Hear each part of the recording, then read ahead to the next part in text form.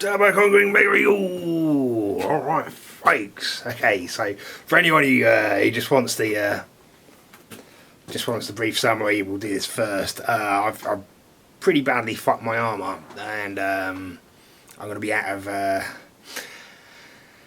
I need surgery to sort things out, and then I'm going to be 6 weeks till I get out of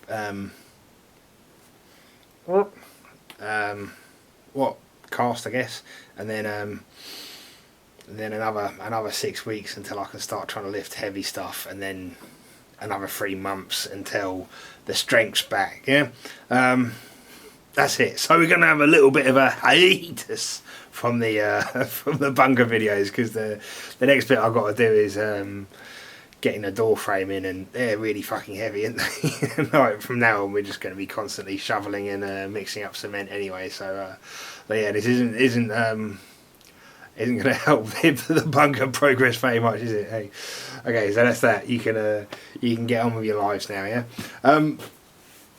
For anyone who's interested, put things in perspective. The most important thing is it's not that serious, and I'm alive and kicking.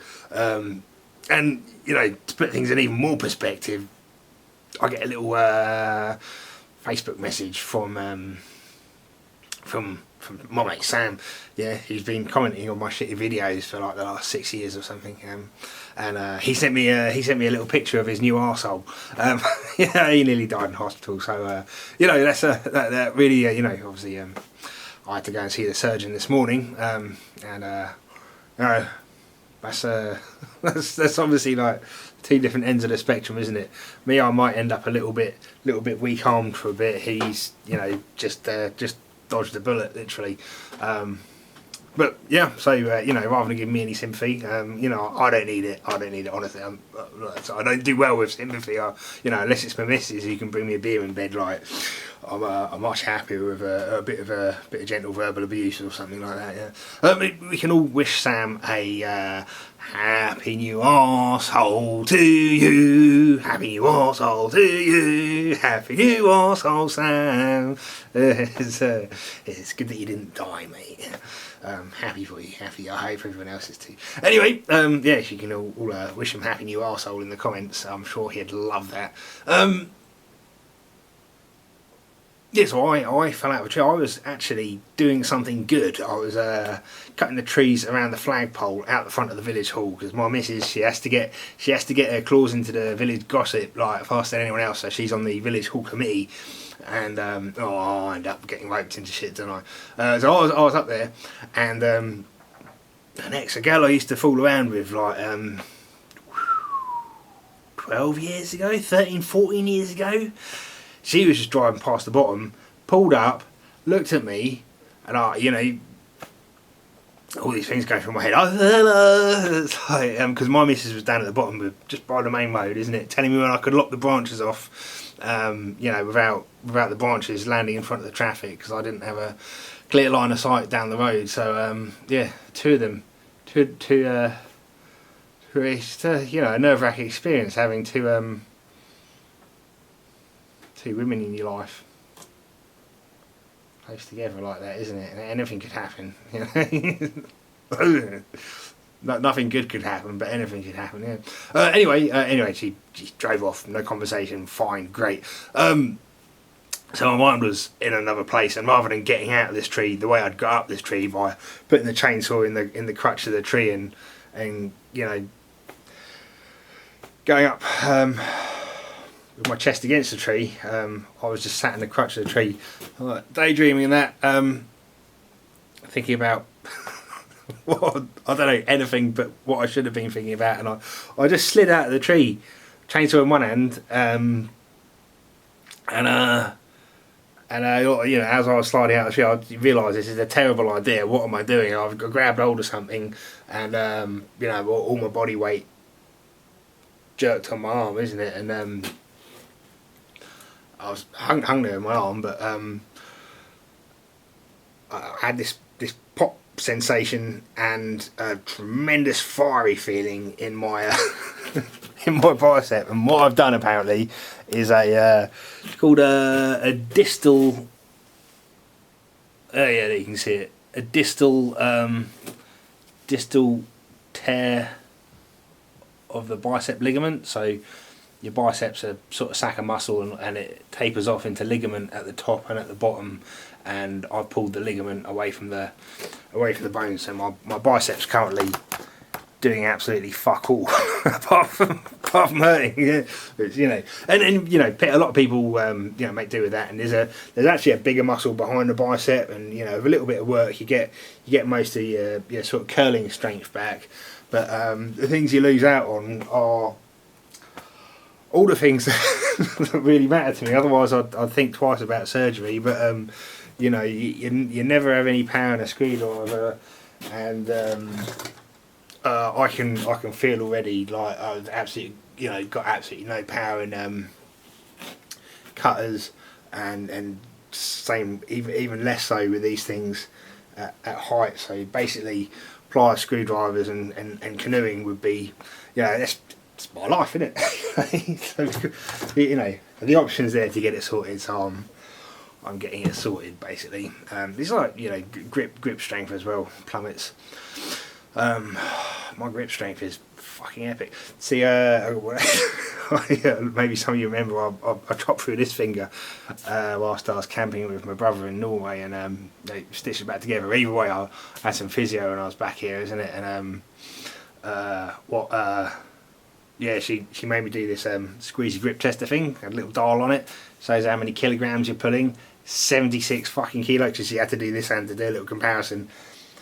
She nearly passed out. She was that impressed, isn't it? It's like, oh, 76 kilos. It's never gone that high before. Yeah. Thank you very much, young lady. Yeah, that was a highlight of my otherwise boring existence. So yeah. That's how it happened. That's what's happened. Pulled away, and I'm just gonna. I've got my surgery appointment midway next month, which is a little bit long. Like, tendons need to be seen to quite early. That'd be too long to get, you know, like your finger tendons sorted out. I don't know. I actually got things sped up a little bit by paying for a private consultation, which you can do here in England, isn't it? You're not always guaranteed speedy enough service on the NHS, especially where I live. My local hospital doesn't rank it ranks very highly in the list of worst hospitals. Yeah, let's put it that way. I think it was actually the shittest hospital in the country. I don't know what metrics they use or whether that was just A&E or whatever, but you know, yeah, I've had experiences there that have been perhaps less than satisfactory, and you know, everyone in the area knows someone who's been sent home just with a plaster over the bone that's sticking out of them. So, you know, I was happy to do it this way, and perhaps, you know, and I'll be getting my surgery at a different place, isn't it? Yeah, from people that have done this operation before, which is, you know, makes me a lot more confident about it all. Yeah. Okay. That's it. Anyway, so, you know, no bunker vids for a while. Oh, no bunker progress has as far as digging is concerned, but we do have some things we can get on with. The Lister CS that maybe some of you have seen, the big compressor that I've got, it's going to be a little bit of a struggle getting things like this fucking enormous cylinder head back on, but we'll manage. Yeah, even if I have to put a rope around my neck and sit on like that, you know, I'm up for a challenge, innit? Like, you know, that's good. I'll obviously make sure I'm very careful. And I was just going to throw this thing, you know, get it repaired and put it back into service in a bit of a rough and ready state. But, you know, as I've got a bit of time where I can't be lifting heavy stuff, might as well do a nice job on this Lister and get everything painted, so you can see there's bits of air filter and stuff behind me. There's a radiator fan there, and there's other bits, you know. We'll maybe spend a bit of time polishing some brass and those bits and bobs. I've been meaning to strip the lathe down for a really long time, and just clean up the ways and tighten them up where possible. And I've got to make a bush for the bed windery bit. Yeah,